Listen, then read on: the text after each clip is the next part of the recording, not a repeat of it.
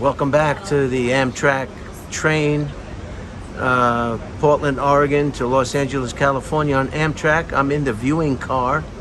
I guess the scenic car. What do they call this car? They call this the viewing car. I like the viewing car. That's good. And it's still 18th of January, 2023. And I'm going to introduce. I'm Brian Holtzman, by the way. Mr. Brian Holtzman'S, nice to meet you. What's your name? I'm Martin Urbina. It's great to be here. And where are you from?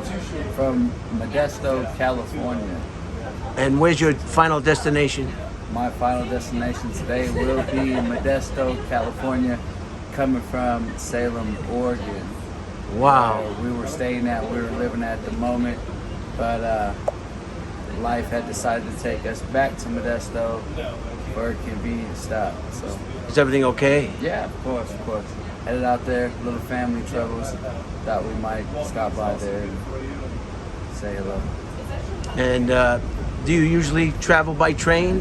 Have you been on Amtrak before? When it's something as close as Salem, Oregon, down to Modesto, California, I like to travel Amtrak. Not only is it convenient, but it's one of those comfortable rides. It's going to be something you know for sure you're going to show up to your destination and be okay, right? And you strike me as a type of person. Usually people who travel by train, they go with the flow. They're relaxed. You seem to be a very relaxed person, and you don't mind taking the train. You're not in a rush. You know what? It's hard for Amtrak not to make you feel comfortable, not to make you feel like a relaxed person, especially if you take it as regularly as me. You hop on the Amtrak, it's the same thing as hopping on a city bus. You know what I mean? You're going from one point to the other, and you know you're going to get there safely.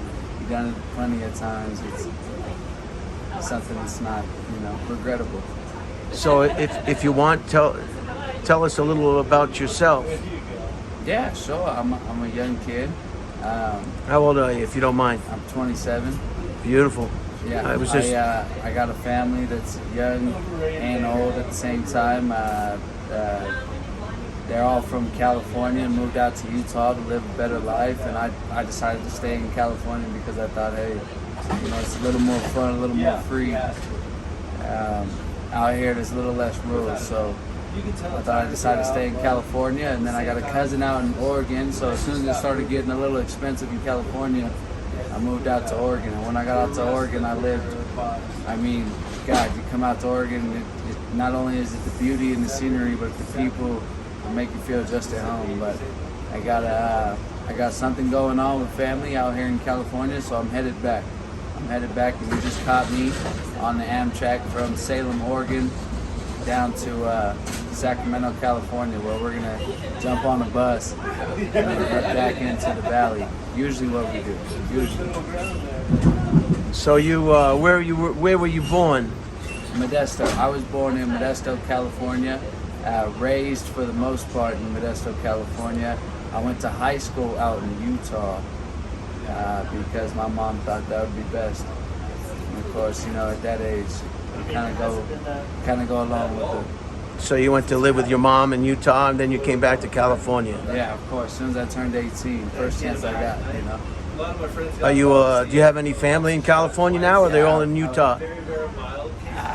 Utah and Oregon? Yeah, Utah, we got family out there. California is mostly a bunch of people that grew up with my mom. Family friends, you would say. Right. So I can go out there and live just like I'm family anyways.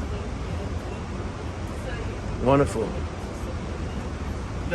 And occupation? Do you want to tell us anything about that? Yeah, of course. I work for a distribution center out here in Oregon called Columbia Distribution, where I stack pallets. I ride a pallet jack around, an electric one, and I stack pallets full of cases of hundreds and varieties of beers that we stack. Your morning trucks that they go and load your morning stores up with.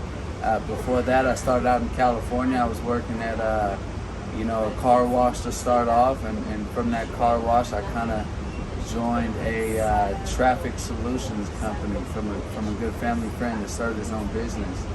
And I only did that because that was a family friend of my mom's who told me it'd be convenient at the time, and now now I'm coming back from Oregon, where I work at a distribution center, to California, where I did work as a traffic solutions director, to kind of visit some family and deal with some family issues at the moment. And then when you're done with the family issues, you're going back to Oregon? Oh yeah, of course. And you know, the one travel solution, the one thing to travel that I like to use is the Amtrak. You know what I mean? If I can't use the Greyhound or anything more convenient, it's the Amtrak station. Not only is this comfortable, something I can do 24/7. They know me. It's almost like I'm a regular at your regular dive bar. You know? I like that jacket too. That's a pretty suede jacket. Thanks. And you got some tats? You want to show us the tats? Oh, I yeah, chickened out. I was going to get a tattoo in Thailand, but you know what? I got some pretty artwork coming from here all the way up to my shoulders on both sleeves. What do they call that? Sleeve, That's right? about all I got. Yeah, a sleeve. This is something that's not, you know, regular for your typical person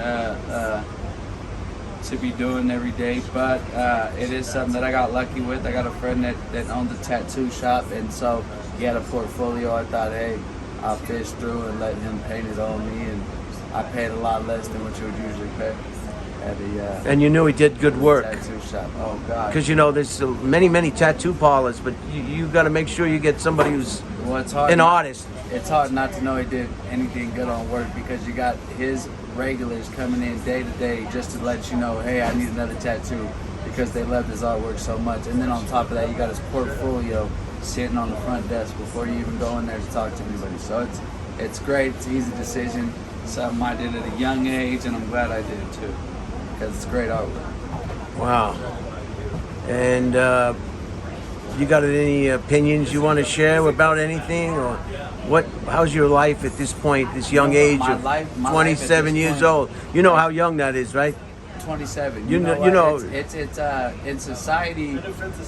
It's a middle-aged age, and it's not quite, you know, young, but it's not quite old either. So you know what I mean.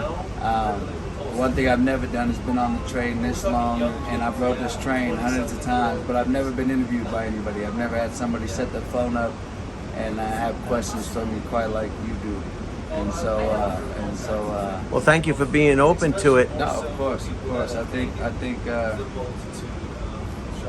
if you're somebody that's willing to do something, it might be worth something else. You know what I mean? So, well, if you're putting in the effort for it, I might as well too. Thank you. Yeah, I think a lot of people like to hear what people have to say and their opinions about their life.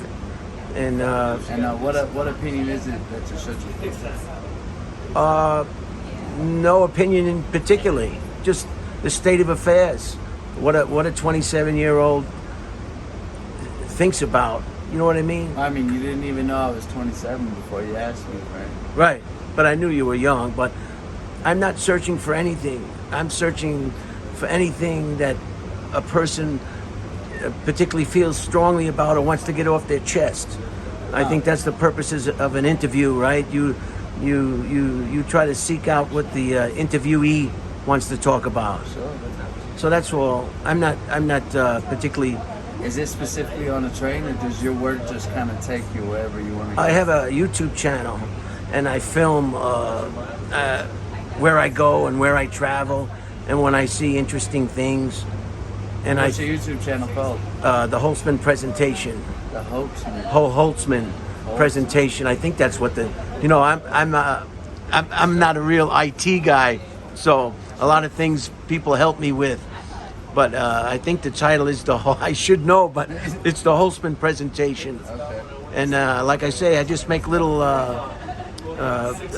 presentations, little videos. Well, how exciting! I'm great. I'm super excited to be a part of the Holtzman presentation. You know, because it's dark out, right?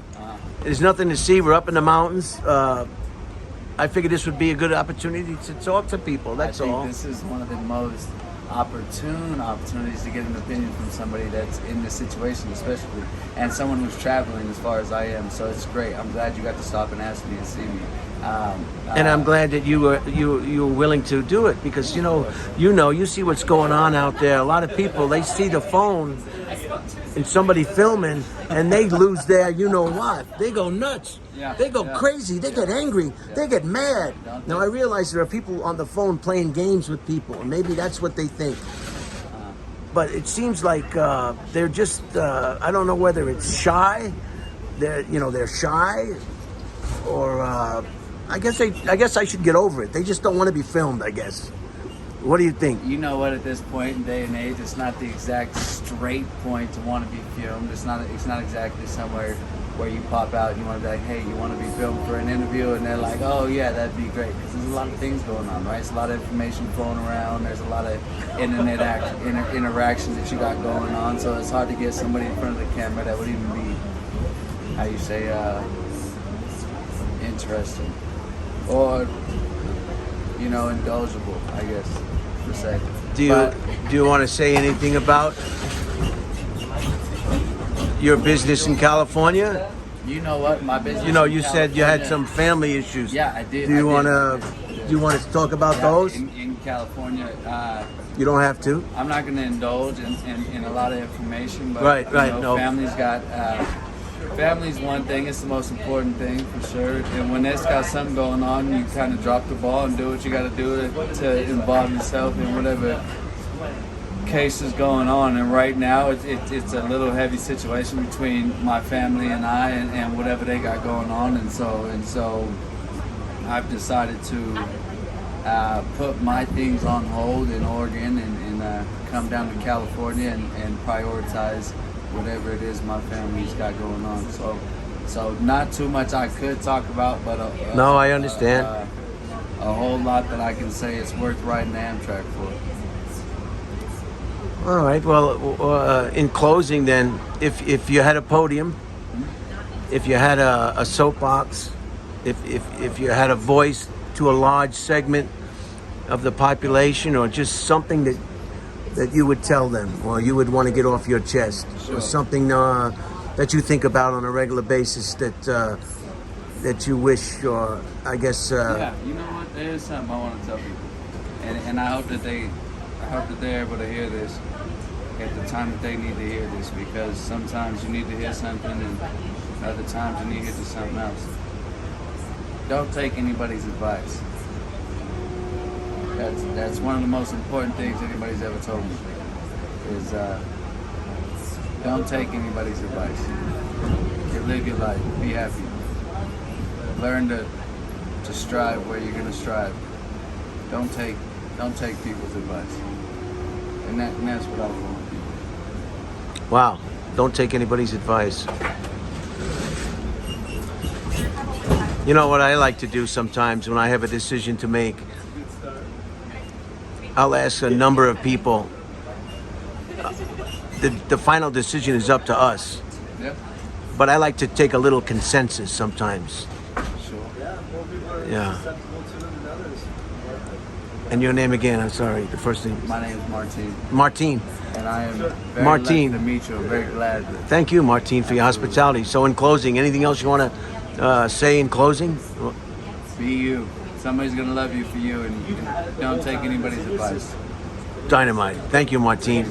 Appreciate it, buddy. Thanks, man. Can I buy you something down at the snack bar? You know what? That's okay. I can pay for my own way. And No, I'd like to. If you want something, You know what? it's the least I can do. You sure? Hell yeah, sure. Okay, thank you, buddy.